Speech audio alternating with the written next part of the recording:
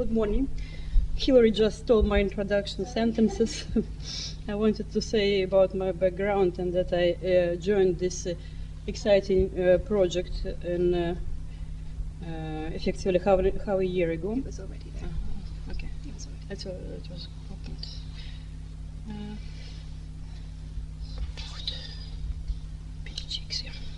So I think it is the old one because I updated for this one. I did one slide yesterday with recent result. Yes. Okay. Thank you very much. So the project is really exciting because it is multidisciplinary. It combines. I had to read lots of literature on governmental policies, on life cycle analysis, although my background is mathematics and I plan to do mathematical modeling, but to understand what to model you have to know the definitions of the things, of course. And objectives of the project were to develop a mathematical framework, and we actually plan at the end of this project in 2 years to develop publicly available documentation and disseminate the methodology in the industry, because obviously it's good to develop models, but if they are not applied in the energy production in the smart meter area, then our meteorological purpose as a NPL, as a meteorological organization, is not complete. So we have to provide mathematical framework and implement this modeling approach in the industry. According to the known target of 2020, which is planned to introduce more and more renewables in the energy production. For me as a mathematician, these numbers provide constraints for optimization, and I will show later in the model how they are implemented numerically.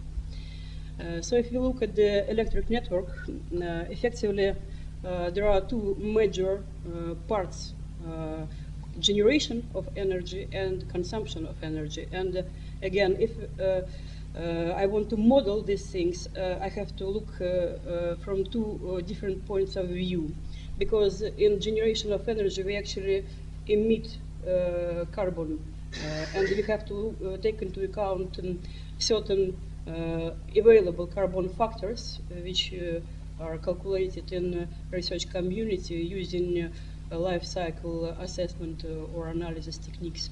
So at the moment we consider in the static model in upper part of the energy sector, in generation part, we consider 10 types of fuels that are actually used in energy generation.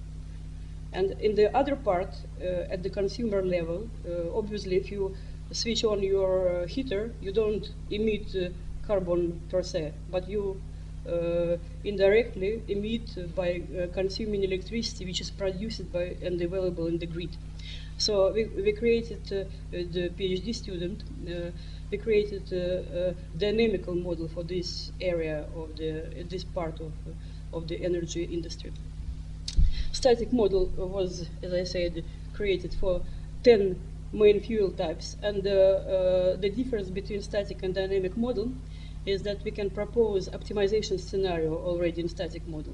We can say which part of the industry can be increased or diminished to achieve, let's say, 20-20-20 target. If you want to optimize and achieve those requirement in energy generation using our carbon factors estimations. In dynamic model, we can do short-term forecast, and here we do it for consumer level with only single carbon factor, which is available and calculated. Again, it's available in the literature. It is just single value, which estimates how much of carbon user is emitting indirectly.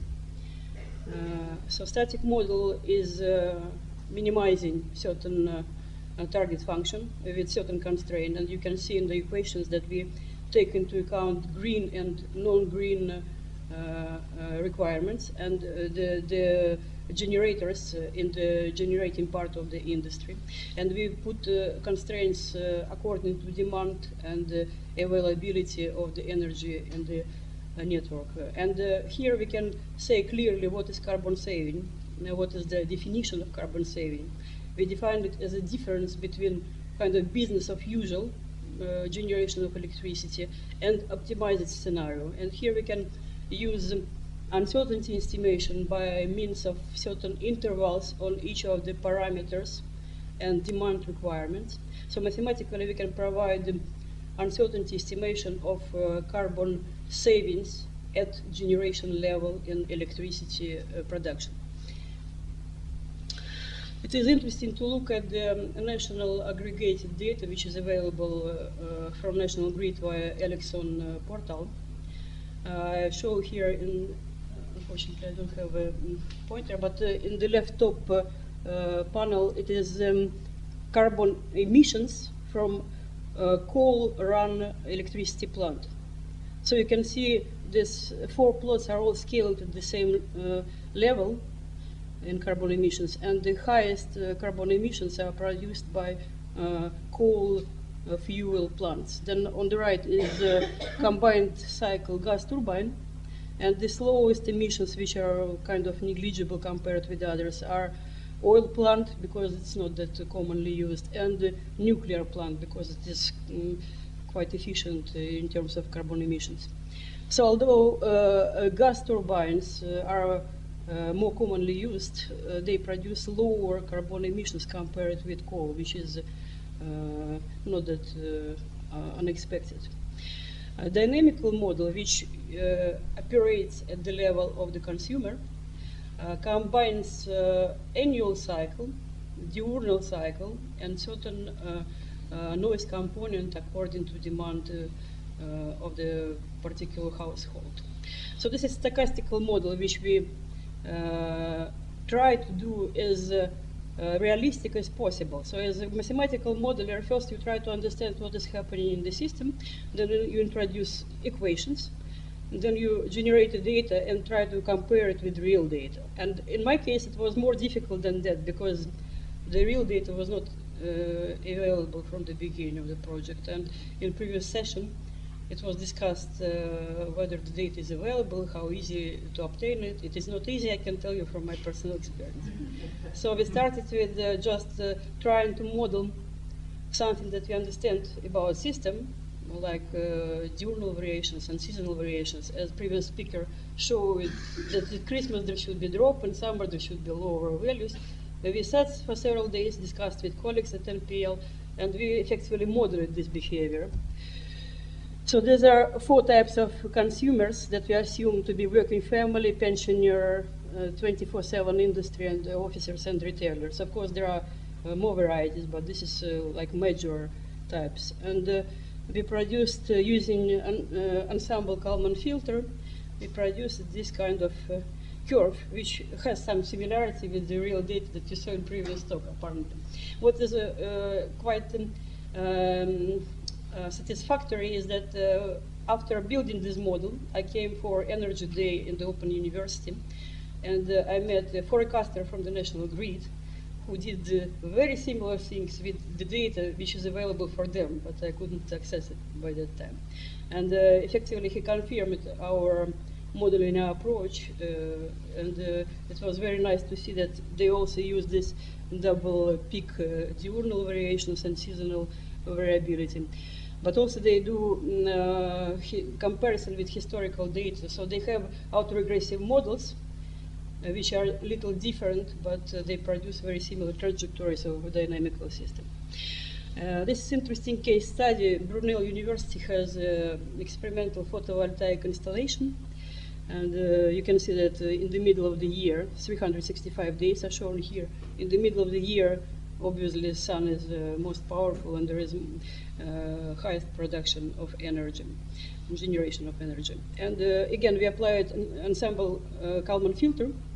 There is a set of installations there, so it is better to apply ensemble particle filter to aggregate all the data to reduce calculation time. And observe it and model the data. It's like short-term forecast dynamic. They are in good agreement, as you can see. They coincide with small variations. So further plans after this beginning stage of our project is to modify our dynamical model further and introduce optimization model, because in the static model optimization is already implemented, and we want to do it with dynamical model so that we could finalize, combine both forecast and optimization, which would allow us to estimate comparison between business and usual and optimized scenario to derive the carbon savings. Uncertainty estimation, as I already mentioned, can be obtained from intervals on parameters by multiple sampling and averages to estimate standard deviations and mean values. Sensitivity and constraint analysis. It is a further plan because our PhD student plans to develop it kind of into academical thesis, but it's also important in the project if you want to introduce for the industry, because they will be interested in the kind of how proposed framework is sensitive towards the changing environment, and we want to do model flexible so that new consumers could be added, or some can start generating rather than consuming. It will be a full-scale framework probably by the end of this year. And also one of the goals in the project is to implement behavior analysis, because we want to make optimization taking into account interest of consumers, maybe various tariffs. So ideally it would be a web-based application where people could log in and tick some boxes that of their interest and get estimation of their carbon savings in case of this tariff, or this tariff. But it is kind of planned for maybe end of next year. And of course, we would like to do more case studies with real data. Again, I would like to make a comment to the previous session, because not only data is quite difficult to obtain, but also it exists in such a variety of formats. So each time when you obtain new set of data, you have to record new programs, because loading of data will be in different way. I know that some companies store it as Oracle database, others as key files. Some do it in Excel tables. And since my background is in modeling in climatology, I know that there this problem is effectively solved, and I'm very surprised that in such powerful and well-funded industry as energy, it is not implemented yet. For instance, all data in climatology is stored in binary format, which is called netcdf. It is easily programmed, easily accessed. There are lots of free viewers that you can load and plot this data. It is multidimensional, very compact. It is just well developed, and it's free. You just take it and implement it. It is very easy. And second thing that I would like to say about the storage of the data. Speaking of Big Brother, if it's so sensitive and people would like to keep it kind of not in one basket, in climatology there exists British atmospheric data center and British oceanographic data center, and they two independent bodies. Of course, they store all the data in NetCDF. They are completely secure. You have to verify your access through institutional email, etc., etc. And this is the way to separate, let's say, generation data in this industry and consumer data. And since these things, again, can be sensitive, if something is going for holiday and his smart meter shows almost 0, nobody wants to upload this in real time, because just somebody can come and grab empty house. So maybe there should be introduced certain historical interval, so the data should be stored online with delay of a few months or something like this. So it would be kind of more secure way of protecting consumers and the sensitive information. And at the end, I would like to summarize. So we developed so far in this half a year 2 models, and we can estimate carbon emissions in dynamical models, and we can estimate carbon savings with optimization in static model. And we worked with several case studies and tested thoroughly the models on artificial data. And it's nice to see that what we are doing is actually very realistic. We can compare it with industrial samples. And of course, this would be not possible without support of NPL staff members. And I learned a lot in this half a year from various meetings, because it was new industry for me, and it's overwhelming and it's very interesting, and I'm very grateful for this project. Thank you.